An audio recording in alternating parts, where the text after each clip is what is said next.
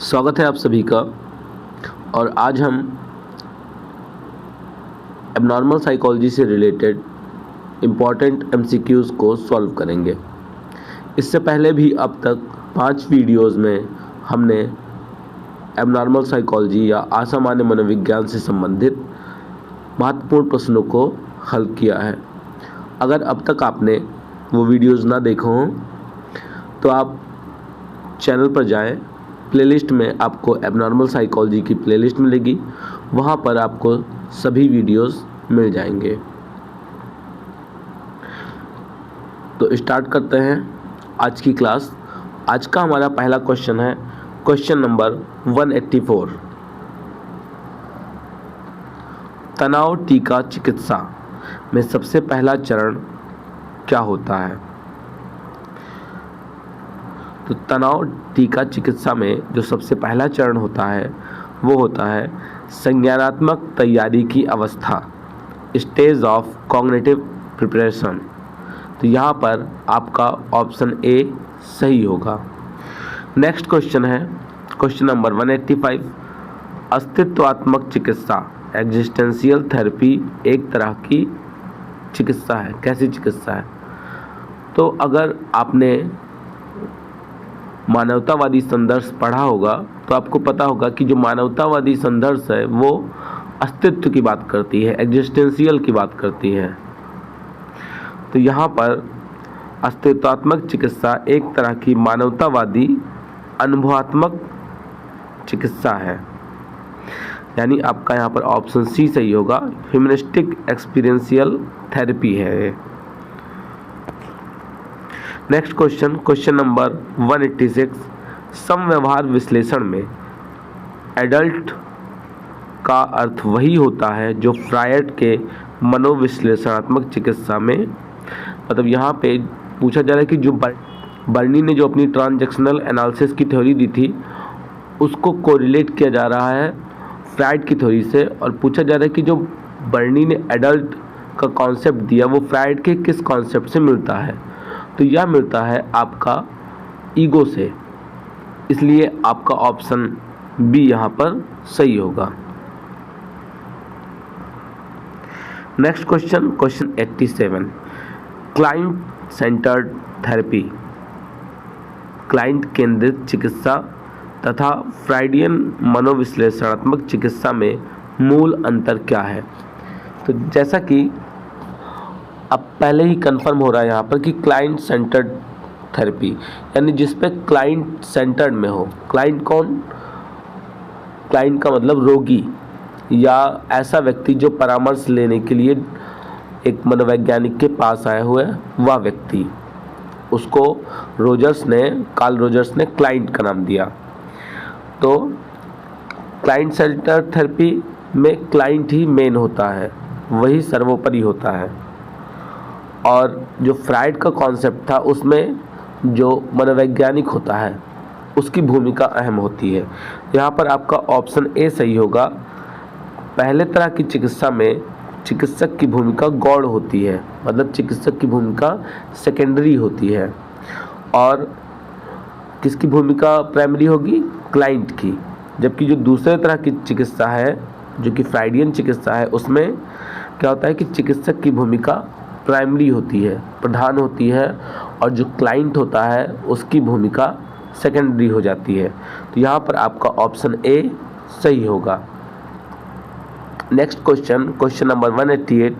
चिकित्सक विशेषज्ञ होते हैं, थेरेपिस्ट आर स्पेशलिस्ट, जैसी धारणा की महत्ता नहीं होती है। कौन सी ऐसी चिकित्सा है जिसमें चिकित्सक की महत्ता या चिकित्सक का इम्पोर्टेंस उतना नहीं होता है? तो हमने अभी देखा जो क्लाइंट सेंटर्ड थेरेपी होती है उसमें चिकित्सक की भूमिका सेकेंडरी होती है। तो यहाँ पर आपका ऑप्शन सी सही होगा। Next question, question number 189। व्यवहार चिकित्सा का प्रयोग निम्नलिखित में से किस मानसिक विकृति के साथ बहुत लाभदायक नहीं होता है? तो जो स्किज़ोफ्रेनिया है, मनोविकलता, एक ऐसा डिसऑर्डर है कि जिसके इलाज में व्यवहार चिकित्सा बहुत अधिक काम नहीं आती है। यहाँ पर आपका ऑप्शन सी सही होगा। Next question, question number 190, F पल ने जिस चिकित्सा विधि का प्रतिपादन किया उसे क्या कहा जाता है? तो एफ पल ने गेस्टाल्ट थेरेपी का प्रतिपादन किया था, गेस्टाल्ट चिकित्सा का प्रतिपादन किया था। तो आपका यहाँ पर ऑप्शन बी सही होगा। Next question, question number 191, gestalt चिकित्सा एक तरह का क्या है? तो गेस्टाल्ट जिसमें हम संपूर्णता की बात करते हैं, तो उसी तरीके से गेस्टाल्ट चिकित्सा एक तरह की समूह चिकित्सा मानी जाती है। तो यहाँ पर आपका ऑप्शन ए सही होगा। Next question, question number 192, Eric Berne ने चिकित्सा के जिस विधि का प्रतिपादन किया उसे कहा जाता है? तो अभी जैसे हमने बात ही की थी फ्राइड और एरिक बर्नी की, तो वहाँ पर किसकी बात की जा रही है? ट्रांजैक्शनल एनालिसिस की बात की गई थी। तो यहाँ पर आपका ऑप्शन सी होगा, जो क्योंकि एरिक बर्नी ने ट्रांजैक्शनल एनालिसिस का कॉन्सेप्ट दिया। तो आप ऑप्शन सी को टिक करेंगे।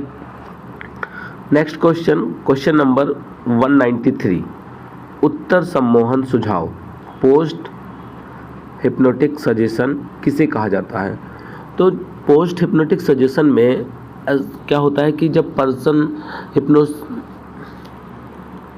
तो इसमें क्या होता है, जब पर्सन को हम हिप्नोटाइज करते हैं या एक साइकोलॉजिस्ट पर्सन को हिप्नोटाइज करता है, तो वो जैसा व्यवहार उससे करवाना चाहता है उसका सजेशन वो हिप्नोटाइज के दौरान ही लास्ट में देता है कि अब आपको ऐसा ऐसा बिहेवियर करना है।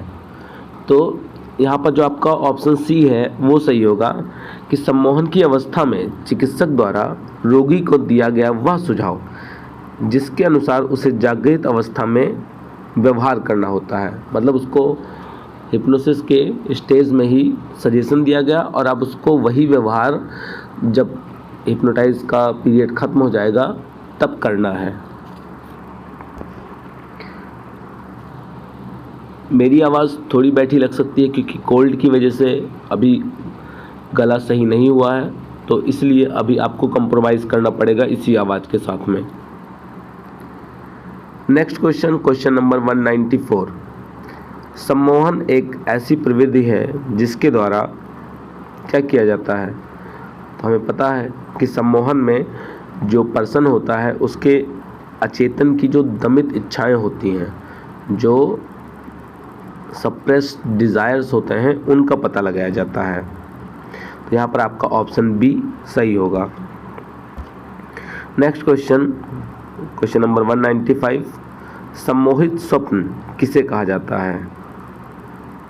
सम्मोहित स्वप्न में क्या होता है, इसमें रोगी सम्मोहन की अवस्था में होता है और फिर जो चिकित्सक रहता है जो हिप्नोटाइज करता है उसको, वह उसे एक थीम देता है, एक ऐसा बैकग्राउंड देगा कि आप यहाँ पर हैं, आपके चारों तरफ पहाड़ हैं या पेड़ हैं, ऐसा कुछ उसको एक बैकग्राउंड दे देता है, एक थीम दे देता है और फिर उसको वही सारी चीज़ें दिखाई देने लगती हैं। तो यानी जो सम्मोहित स्वप्न है उसमें क्या होता है, उसमें रोगी सम्मोहन की अवस्था में चिकित्सक द्वारा बतलाए गए सार या थीम के अनुरूप चीज़ों को देखता है। तो आपका ऑप्शन बी यहाँ पर सही होगा। नेक्स्ट क्वेश्चन, क्वेश्चन नंबर 196, मनोविश्लेषणात्मक चिकित्सा में एक ऐसी अवस्था आती है जहां रोगी अपने स्वप्न के बारे में या इच्छाओं के बारे में बतलाते बतलाते रुक जाता है। तो इस अवस्था को क्या कहा जाता है? तो इसे हम रेजिस्टेंस की अवस्था कहते हैं, प्रतिरोध की अवस्था कहते हैं, क्योंकि रोगी को ऐसा लगने लगता है कि कहीं मैं अपनी सारी जानकारी न बता दूं, कहीं मेरे जो हिडन सीक्रेट्स हैं वो बाहर ना निकल आए, तो इसलिए वो अपने आप को रोक लेता है। तो आपका ऑप्शन ए यहाँ पर सही हो जाएगा। क्वेश्चन नंबर 197, जिस प्रक्रिया द्वारा स्वप्न का अस्पष्ट विषय स्पष्ट विषय में बदल जाता है उसे क्या कहते हैं हम? तो इसे स्वप्न प्रक्रम या ड्रीम मैकेनिज्म कहा जाता है। यहाँ पर आपका ऑप्शन ए सही होगा। क्वेश्चन नंबर 198, व्यवहार चिकित्सा की कई विधियां स्किनर द्वारा बताए गए नियमों पर आधारित हैं। इन विधियों को क्या कहा जाता है? तो इसे संभाव्यता प्रबंधन या कॉन्टिंजेंसी मैनेजमेंट कहा जाता है। यहाँ पर आपका ऑप्शन बी सही होगा। Next question, question number 199। अल्पकाल व्यवहार चिकित्सा एवं शोध का उपयोग वैसे मानसिक स्वास्थ्य समस्याओं के उपचार के लिए भी किया जाता है जिसका उपचार पहले सिर्फ मेडिकल प्रोफेशन के लोग ही किया करते थे। इस क्षेत्र को क्या कहा जाता है? तो इस क्षेत्र को व्यवहार परक मेडिसिन, बिहेवियरल मेडिसिन कहा जाता है। तो आपका ऑप्शन ए सही होगा। Next question, question number 201। जिस मॉडलिंग में रोगी यह देखता है कि चिकित्सक या मॉडल किसी डरावने वस्तु जिससे रोगी चिंतित रहता था, मतलब वो देखता है कि इस चीज़ से तो मैं इतना ज़्यादा घबरा जाता था और डॉक्टर तो इसे पकड़ ले रहा है, या टीवी में दिखाया जा रहा है कि ये पर्सन तो उसको पकड़ ले रहा है आसानी से, या अपने शरीर पर रखे हुए है। जैसे मान लीजिए एक छोटा बच्चा है और वो खरगोश से डरता है, तो अगर दिखाया जाता है कि डॉक्टर उसको खरगोश को पकड़े हुए है, अपने ऊपर रखे हुए है, या टीवी में देख रहा है कि एक छोटा बच्चा है जो अपने ऊपर खरगोश को बिठाए हुए खेल रहा है, तो जब ऐसा वह देखता है तो उसे ऐसा लगता है कि वह भी ये चीज़ कर सकता है, क्योंकि वह वस्तु वास्तव में हानिकारक नहीं है। तो इस तरह की मॉडलिंग को क्या कहा जाता है? तो यह एक प्रकार की सहभागी मॉडलिंग है, पार्टिसिपेंट मॉडलिंग है। आपका ऑप्शन ए यहाँ पर सही होगा। Next question, question number 202। समूह चिकित्सा की उत्पत्ति का स्रोत निम्नलिखित में से किनका कार्य माना जाता है? मतलब किसके कार्य के आधार पर ही समूह चिकित्सा का डेवलपमेंट हुआ? तो जोसेफ प्रॉट का जो कार्य था उसी के ग्रुप थेरेपी का डेवलपमेंट हुआ। आपका ऑप्शन बी यहाँ पर सही होगा। नेक्स्ट क्वेश्चन, मकड़ा यानी मकड़ी से जो दुर्भीति, जो एक डर उत्पन्न होता है, उसे क्या कहा जाता है? तो अगर कोई पर्सन मकड़े से बहुत ज़्यादा डरता है तो उसे हम एरेक्नोफोबिया कहते हैं। आपका ऑप्शन बी यहाँ पर सही होगा। Next question number 204।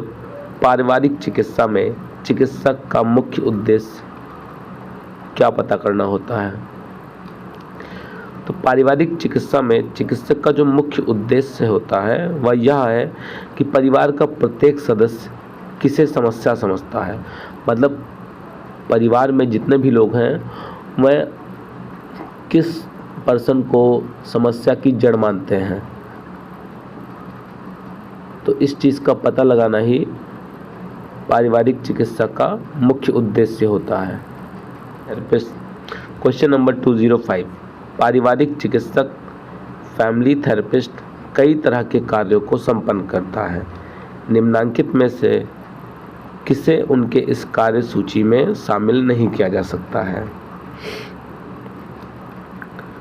तो यहाँ पर हम परिवार के सदस्यों के बीच एक दूसरे पर निर्भरता को बढ़ावा देने का जो पॉइंट है उसे शामिल नहीं कर सकते, तो इसीलिए आपका ऑप्शन डी सही होगा। तो आज की वीडियो में इतना ही, क्योंकि हेल्थ भी थोड़ी सही नहीं है, इसलिए बाकी क्वेश्चंस हम अगली वीडियो में कवर करेंगे। तब तक के लिए धन्यवाद।